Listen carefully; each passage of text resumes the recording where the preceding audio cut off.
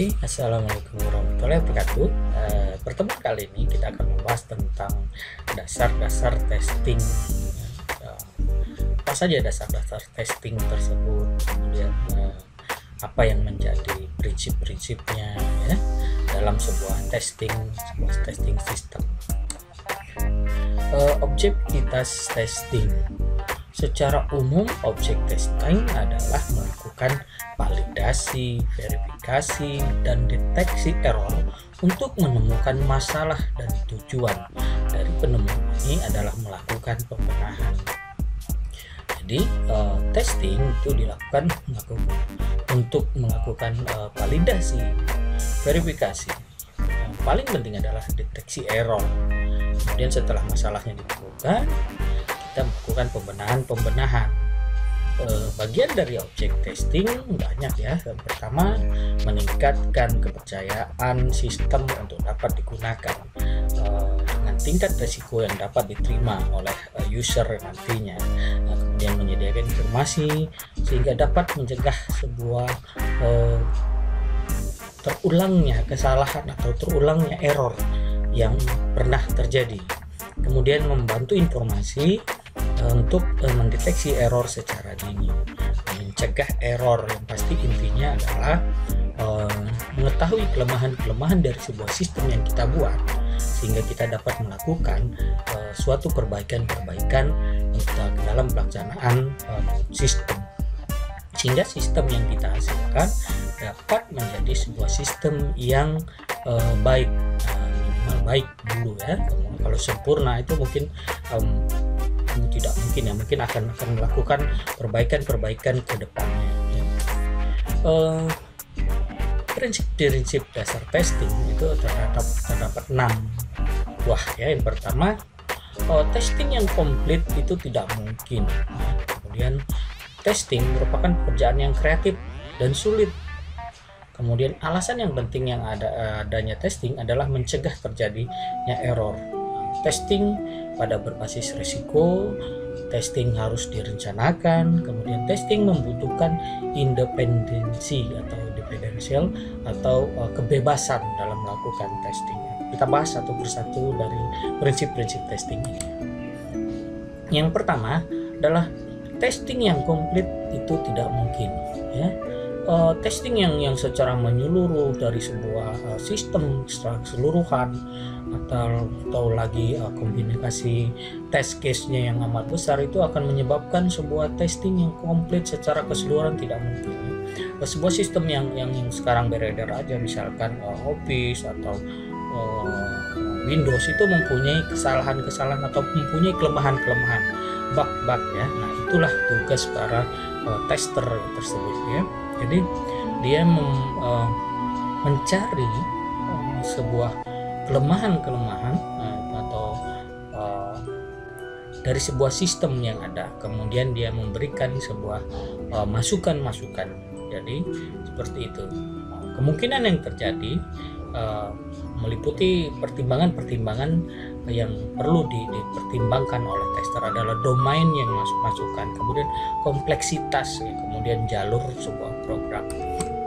Ini contoh misalkan seperti ini, kita mempunyai sebuah program ya, sebuah program seperti ini, kemudian kita testing, kita lihat apa kelemahan-kelemahannya, kemudian berjalan dengan baik atau tidak. Ini contoh sebuah listing program ya, listing program sederhana. Nah, kita bisa lihat juga dari perencanaan sebuah programnya seperti apa. Contoh kita lihat dulu flowchartnya ya. Nah, ini kalau kita bilang arsitekturnya terlebih dahulu ya, program itu seperti apa ya, langkah-langkahnya seperti apa, inputnya dan seterusnya ya, seperti itu. Jadi nanti keluarannya seperti apa, ini dilihat kalau sebuah tester atau sebuah penguji ya, testing, kemudian dia akan melihat dari secara keseluruhan the grand design-nya seperti apa ya, seperti itu. Kemudian yang berikutnya, testing merupakan pekerjaan yang sulit dan kreatif. Jadi ada sebuah mitos yang salah tentang testing, gampang, testing itu mudah, tiap orang bisa melakukannya ya, tidak membutuhkan pelatihan pengalaman. Ini salah, mitos ya. Jadi tidak semua orang bisa mampu melakukan testing ya. Biasanya orang-orang yang telah berpengalaman atau yang sudah terbiasa membuat sebuah program, dia baru mengetahui ya, seperti itu. Hal yang sebenarnya tentang testing, yaitu testing harus efektif ya, harus mengetahui keseluruhan program. Sistem tidak sesederhana atau tidak semudah kadang-kadang itu dipahami ya. Perlu kreativitas, pengetahuan bisnis, pengalaman testing, dan metodologi testing ya. Seperti itu. Alasan yang penting diadakannya testing untuk mencegah error. Nah, ini yang paling penting. Konsep siklus testing itu, testing bukan untuk fase pengembangan saja. Hasil testing diisolasikan terhadap tiap fase pengembangan. Jadi seperti itu ya. Alasan testing itu mencari kesalahan errornya ya, seperti itu. Contoh misalkan sekarang banyak sekali para hacker atau para pembuat atau mencari-cari sebuah kelemahan sebuah sistem, itu menjadi sebuah peluang bisnis yang menjanjikan sebenarnya ya. Jadi bisa mengetahui kelemahan dari sebuah sistem. Sekarang perusahaan-perusahaan membayar mereka untuk melakukan atau mencari kelemahan atau error dari sebuah sistem yang mereka gunakan ya, seperti itu. Testing berbasis pada risiko, sumber daya, biaya yang dibutuhkan untuk melakukan testing berdasarkan skala prioritas, biaya keterlambatan pengiriman produk dan lain-lain ya.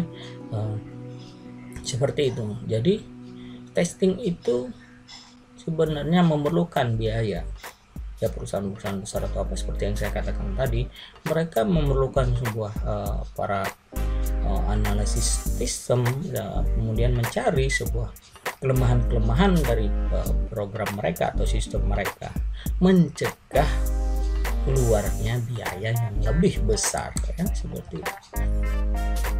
Testing harus direncanakan.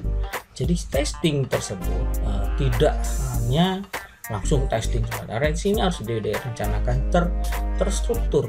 Jadi melakukan pekerjaannya terstruktur. Jadi ada perencanaan ya, ada desain tesnya seperti apa, seperti itu. Jadi harapannya ya, testing ini terukur dan bisa terdokumentasi dengan baik, bisa dipertanggungjawabkan yang pasti, seperti itu ya. Testing butuh kebebasan, independensi. Jadi tidak bisa sebuah penguji atau melakukan testing itu harus bebas dari intervensi ya. Jadi tidak boleh dilakukan penekanan ya. Jadi kunci yang mempengaruhi kinerja dari testing yaitu wawasan ya, kreativitas itu yang terlebih. Jadi wawasannya ya, sebuah tester seorang testing itu dia harus mempunyai wawasan dan kreativitas yang besar, pengalaman terhadap testing ya. Kemudian metode testing yang dia gunakan seperti apa, kemudian usaha dan sumber daya yang diperlukan. Jadi seperti itu. Jadi dia tidak ada intervensi dari pihak luar untuk melakukan sebuah testing. Jadi dia perlu kebebasan seperti itu ya. Demikian materi prinsip-prinsip dasar testing kita hari ini. Semoga dapat bermanfaat. Saya ucapkan terima kasih. Saya akhiri, assalamualaikum warahmatullahi wabarakatuh.